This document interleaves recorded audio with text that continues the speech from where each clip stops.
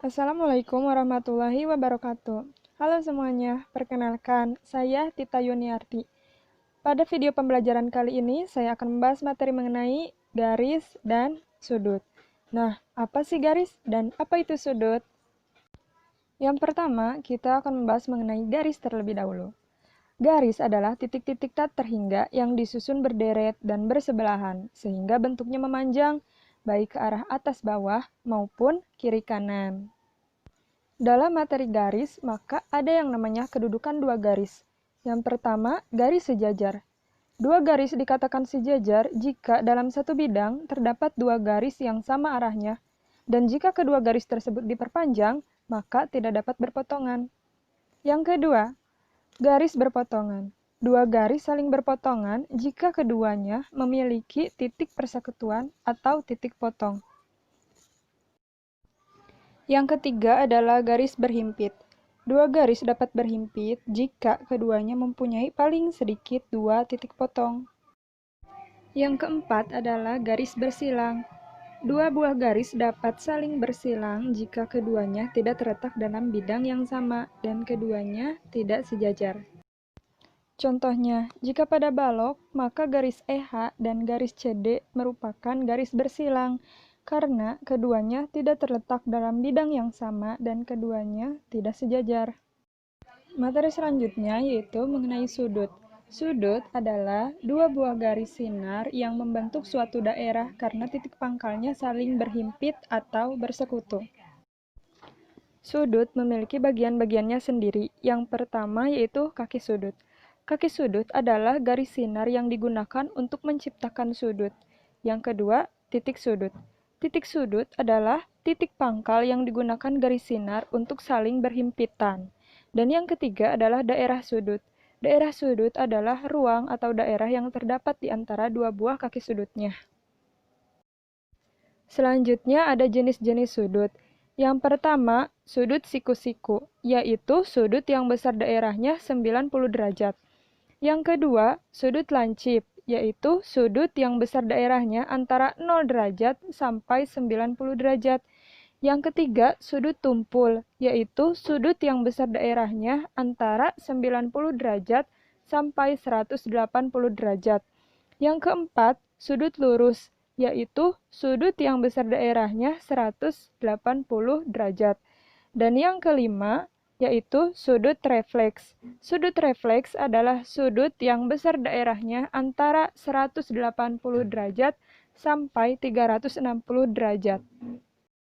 Kemudian ada hubungan antara dua sudut. Yang pertama, sudut berpenyiku. Jika dua buah sudut berhimpitan dan menghasilkan bentuk sudut siku-siku, dan salah satu sudutnya dapat dijadikan sebagai sudut penyiku, dengan begitu, dua buah sudut yang berhimpitan tersebut dapat dikatakan sebagai sudut berpenyiku atau sudut berkomplement.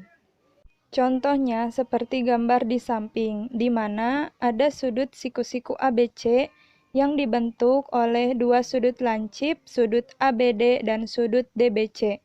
Baik sudut ABD maupun sudut DBC, salah satunya dapat dijadikan sudut penyiku. Yang kedua, sudut berpelurus.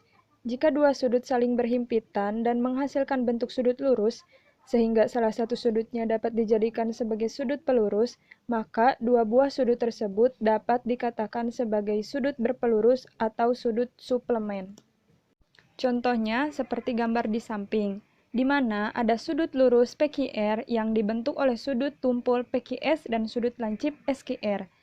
Baik sudut PQS maupun sudut SQR, salah satunya dapat dijadikan sebagai sudut pelurus.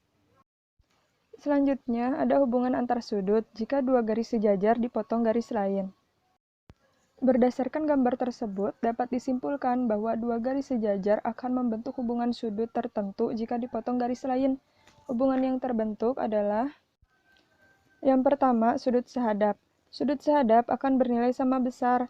Dua sudut yang sehadap akan menghadap arah yang sama. Contohnya adalah sudut A dan sudut P. Yang kedua, sudut dalam berseberangan. Sudut ini bernilai sama besar. Kedua sudut yang termasuk dalam berseberangan jika terletak berseberangan, tetapi ada di dalam garis. Contohnya yaitu sudut D dan sudut Q, serta sudut C dan sudut P. Yang ketiga, sudut luar berseberangan. Sudut ini bernilai sama besar. Kedua sudut dikatakan luar berseberangan jika terletak berseberangan dan berada di luar garis. Contohnya yaitu sudut A dan sudut R, serta sudut B dan sudut S. Yang keempat, sudut dalam sepihak. Dua sudut yang termasuk sudut ini, jika dijumlahkan, akan menghasilkan 180 derajat.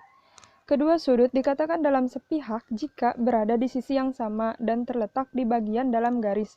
Contohnya yaitu sudut D dan sudut P. Yang kelima, sudut luar sepihak.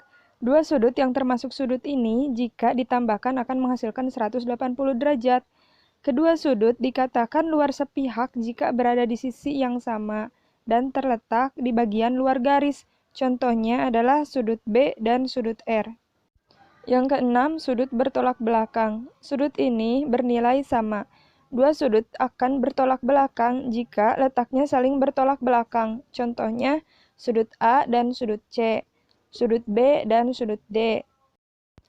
Nah, selanjutnya kita masuk ke contoh soal. Soal yang pertama, perhatikan gambar di bawah ini. Hitunglah besar pelurus ABD.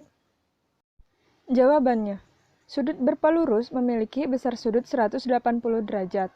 Maka 2x ditambah 10 derajat ditambahkan x ditambah 8 derajat menghasilkan 180 derajat. 2x ditambah x menghasilkan 3x dan 10 derajat ditambah 8 derajat menghasilkan 18 derajat sama dengan 180 derajat. Kemudian kedua ruas dikurangi 18 derajat menjadi 3x ditambah 18 derajat dikurangi 18 derajat sama dengan 180 derajat dikurangi 18 derajat. Maka hasilnya 3x sama dengan 162 derajat atau x sama dengan 54 derajat. Besar sudut pelurus ABD sama dengan besar sudut CBD.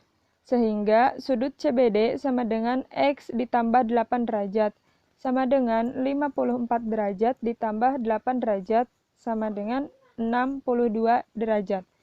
Jadi, besar sudut pelurus ABD adalah 62 derajat. Selanjutnya, contoh kedua. Perhatikan gambar. Tentukan yang mana A. Sudut sehadap, B. Sudut dalam berseberangan, C. Sudut luar berseberangan, D. Sudut dalam sepihak, E. Sudut luar sepihak, F. Sudut bertolak belakang. Jawabannya, A. Yang termasuk sudut sehadap, A1 dan B1, A2 dan B2, A3 dan B3, A4 dan B4. B. Yang termasuk sudut dalam berseberangan, A3 dan B2, A4 dan B1. C. Yang termasuk sudut luar berseberangan, A1 dan B4, A2 dan B3. D. Yang termasuk sudut dalam sepihak, A3 dan B1, A4 dan B2. E. Yang termasuk sudut luar sepihak, A1 dan B3, A2 dan B4. Yang termasuk sudut bertolak belakang, A1 dan A4, A2 dan A3, B1 dan B4, B2 dan B3. Nah, teman-teman semua, sekian video pembelajaran dari saya. Sampai berjumpa di video pembelajaran selanjutnya. Wassalamualaikum warahmatullahi wabarakatuh.